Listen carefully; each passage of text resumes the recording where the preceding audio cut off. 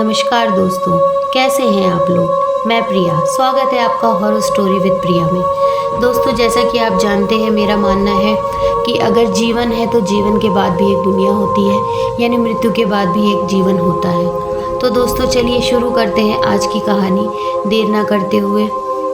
आज की कहानी दोस्तों, मैंने आपको पिछली वीडियो में बताया था कि आज मैं आपको सुनाऊंगी एक हंटेड हाउस की कहानी।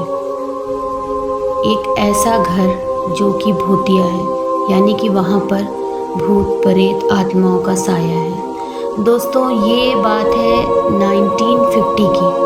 अब पहले मैं आपको ये बताती हूँ कि वो हाउस हंटेड कैसे हुआ। ठीक है दोस्तों। तो दोस्तों, एक फैमिली थी जिनका वो घर, जो हॉन्टेड हाउस मैं आपको बता रही हूँ दोस्तों, ये बात मैं आपको बता रही हूँ बरेली की। तो दोस्तों, बरेली के मेन शहर में ही ये घर है। अगर कोई बरेली का होगा तो शायद उसको ये पता होगा कि बरेली में एक हंटेड हाउस है। तो दोस्तों, ये बिल्कुल मेन शहर की बात है। मेन शहर में ही एक घर था, जिसको जिनके ऑनर्स वगैरह का मैं नाम नहीं जानती हूँ। बस मैं जिसने मुझे ये स्टोरी बताई है, उन्होंने ही मुझे पूरी बात बताई कि कैसे कैसे वहाँ पे वो हंटेड हाउस क्यों बना। तो दोस्तों, वहाँ पे एक पूरी फैमिली रहती थी। जैसे हस्बैंड वाइफ थे, उनकी 3 बेटियाँ थी और शायद 2 बेटे थे, ऐसे ही था। 4-5 बच्चे थे, वो लोग था, और उनकी एक मदर रहती थी बूढ़ी। तो दोस्तों, एक्चुअली हुआ क्या कि वो लोग आराम से रह रहे थे, और 1950 की बात भी आप समझ रहे हैं कि बहुत पुराना समय था। तो वो जो जगह थी वो बिल्कुल मेन सिटी में थी और काफ़ी अच्छी प्रॉपर्टी थी। तो दोस्तों, आपको पता है कि अगर कोई अच्छी चीज़ होती है प्रॉपर्टी, तो 10 उसके दुश्मन भी होते हैं। तो उन्हीं के परिवार में कोई दूर के रिश्तेदार थे, उनकी नज़र उनकी उस प्रॉपर्टी पर थी, और वो काफ़ी बड़े आदमी थे। तो वो उस उनके घर को लेकर वहाँ पे एक फैक्ट्री बनाना चाहते थे। तो दोस्तों, वो आए, उन्होंने बात की। तो जिनका घर था उन्होंने साफ मना कर दिया कि नहीं, मैं ये घर अपना मैं नहीं बेचूँगा। मेरा ये घर है, मैंने बहुत मेहनत से बनाया है, या उनके पूर्वजों का रहा हो, जो भी हो। उन्होंने मना कर दिया। अच्छा, वो कुछ दिन आते रहे, उनको मनाते रहे, उनकी लड़कियों बच्चों सबको गिफ्ट्स वगैरह लेके आते, वो करते कि शायद ये बच्चे अपने माँ बाप को मना लें, लेकिन वो नहीं माने। तो दोस्तों, यही होता है ना कि क्या बोला जाए, किसी को क्या कहा जाए। सब बहुत ख़राब चीज़ें होती हैं कि लोग प्रॉपर्टी और उसके चक्कर में अपने ही नाते रिश्तेदारों को मार देते हैं। तो दोस्तों, फिर जो उनके रिश्तेदार थे दोस्तों, एक रात ऐसा हुआ कि उन्होंने किसी को के थ्रू, या अपना लोग ही, मैं जानती नहीं ज़्यादा, उन्होंने बोला कि पूरी फैमिली का कत्ल कर दिया गया था। पूरी फैमिली को मार दिया गया था। और जो लोग उस घर में गए थे बाद में, जब जिनको पता चला, और सब जो वहाँ पुलिस और जो भी गए थे, उन्होंने बताया इतनी बुरी तरह से लोगों को मारा गया था, और सबको चाकू से मारा गया था।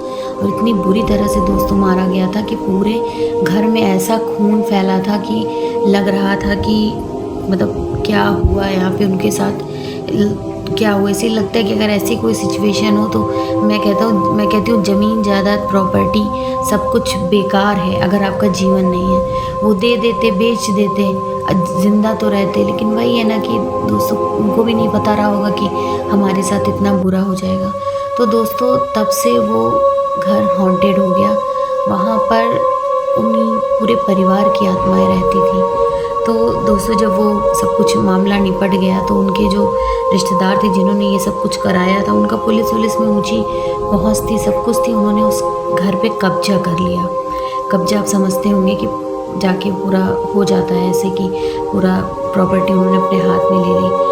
तो उन्होंने पहले सोचा कि अभी तो ये सब कुछ हुआ है, अभी यहाँ पे मैं कुछ फैक्ट्री या कुछ बनवाऊँगा तो वो सब चीज़ें सही नहीं रहेंगी। तो उन्होंने क्या किया, 2 फ्लोर का घर था, तो उन्होंने क्या किया, ऊपर का फ्लोर बंद रखा जिसमें वो लोग रहते थे, और नीचे के फ्लोर में उनकी माँ ही रहती थी और नौकर वोकर जो भी कोई रहता हो नीचे का फ्लोर का। तो उन्होंने कहा कि ऐसा करते हैं, 1 आध साल पहले, जब तक ये मामला ठंडा नहीं होता, उसको हम किराए पे उठा देते हैं। तो दोस्तों, वो नीचे उन्होंने रेंट पे उठा दिया वो घर को। तो जब वो घर को रेंट पे उठा दिया, तो दोस्तों क्या हुआ कि जब लोग बाहर से, वो कोई आया था ट्रांसफ़र होके, तो वो वहाँ पे रहने लगे दोस्तों। तो जब वो रहने लगे ना, तो रात में ऊपर से दौड़ने की, चिल्लाने की बहुत ज़ोर ज़ोर से आवाज़ आती थी। तो दोस्तों, मतलब और अचानक से खिड़की दरवाजे खुल जाते थे और उनके घर में हर जगह से जैसे ऊपर से पानी पता नहीं कहाँ से सीढ़ियों से आने लगता था बहुत। तो दोस्तों जो भी किराएदार उस घर में जाता था वो मतलब 10-15 दिन से ज़्यादा वो रुकता ही नहीं था। 10 दिन 15 दिन रुके और उनके साथ इतने हादसे हो जाते थे। और सुबह सब कुछ दिन भर सब कुछ नॉर्मल रहता था, सब कुछ दिन भर दोस्तों नॉर्मल रहता था। और जैसे ही रात होती थी 11 बजता था, उसके बाद से ही अजीब से चिल्लाने की आवाज़, रोने की आवाज़, भागने की आवाज़, दौड़ने की आवाज़, पानी गिरना, बर्तन गिरना, सब कुछ होने लगता था। तो जाहिर सी बात है दोस्तों, ऐसे माहौल में हम और आप कोई भी नहीं रह सकता है, सबको अपनी जान प्यारी होती है। तो जिन्होंने उस प्रॉपर्टी पर कब्जा किया था वो बड़ा परेशान हो गए कि मैंने इतना तो कांड कर दिया और इसके बाद में भी कुछ नहीं हो रहा है। तो उन्होंने सोचा कि ऐसा करते हैं कि उन्होंने अपने कुछ दोस्तों को इकट्ठे किया और बोलते हैं कि हम लोग भी 2-4 दिन यहाँ पर रुक कर देखते हैं कि ऐसा होता क्या है। तो दोस्तों फिर क्या हुआ कि उन्होंने ऐसा किया कि वो 4-5 अपने दोस्तों को लेकर आए और वो सब ये सब शराब वराब उन्होंने को वहाँ पे बैठ के पी, वो सब करा। सोचे कि फिर एक रात दोस्तों ऐसे ही गुजर गई। हो सकता है वो लोग शराब के नशे में रहे हो, क्या हो, जो भी हो। तो दोस्तों वो तो एक रात उनकी बीत गई। तो उनको लगा कि ये सब जो लोग अफवाह उड़ाए हैं यहाँ के बारे में, वही सब देख के ये लोग भाग जा रहे हैं, कुछ नहीं है, कोई भूत वूत आत्मा कुछ नहीं है। लेकिन दोस्तों ना फिर दूसरे दिन जब वो लोग रात में, जैसे ही रात का 11 बजा दोस्तों, फिर वही दौड़ने की आवाज़, भागने की आवाज़, बर्तन गिरने की आवाज़, सब कुछ आने लगी। तो उनके सारे दोस्त डर गए। अच्छा दोस्तों ये भी था, फिर जब कोई रात में सोचता था ना कि हम बाहर भाग जाए, तो वो भाग भी नहीं पाए। उनके दोस्तों ने सोचा हम यहाँ से भागें, दोस्तों दरवाज़ा ही नहीं खुला घर का। वो सब वहीं चिल्लाते चीखते, फिर वो रात भी बीत गई।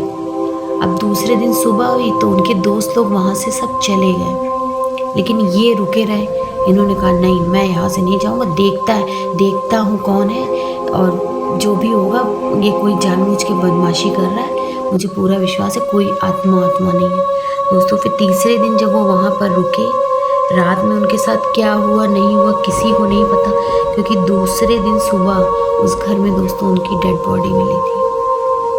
दूसरे दिन उनकी लाश वहाँ पे बिल्कुल खून से लथपथ, और जिस तरह उन लोगों के परिवार को मारा गया था सेम वैसे ही ऐसा लग रहा था किसी ने, मतलब दोस्तों बोलते हैं कि मतलब उनकी बॉडी पे लगभग 300 से 400 बार चाकू से मारा गया था। तो दोस्तों उनका तो अंत हो गया।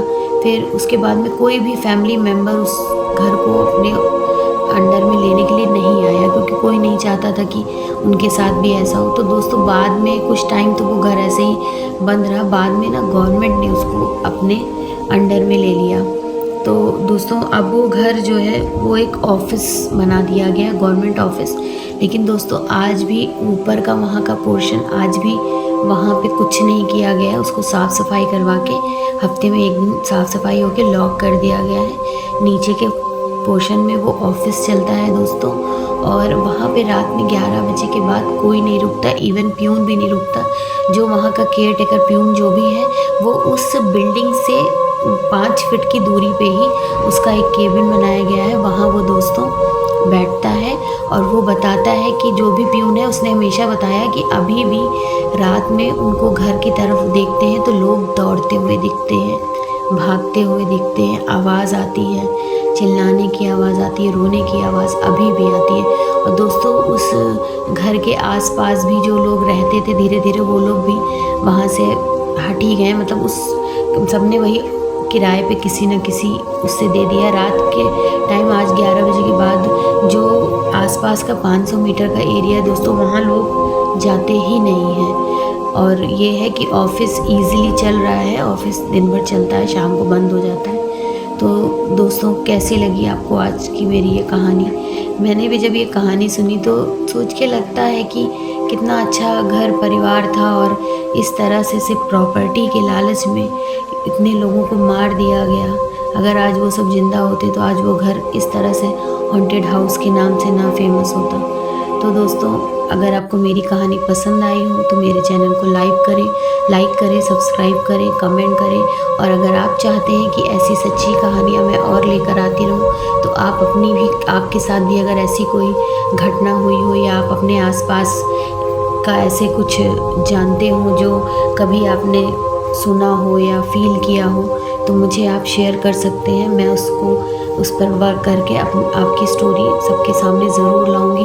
और दोस्तों लास्ट में मैं ये आपको बताना चाहती हूँ कि ये स्टोरी मुझे संदीप जी ने भेजी थी। बरेली के हैं संदीप जी, वो एक एमआर हैं, तो उन्होंने भेजी थी ये स्टोरी। उनके मतलब परिवार के भी आप समझ सकते हैं कि 1950 की स्टोरी है ये। और 1950 क्या मतलब 1950 में तो वो सब कुछ हुआ था, तो उन्होंने ये स्टोरी भेजी थी। ये स्टोरी उनके दादाजी ने उनको बताई थी। तो बहुत बहुत धन्यवाद आपका। मिलती हूँ जल्दी आपके साथ एक और रियल हॉरर स्टोरी लेकर। थैंक यू दोस्तों।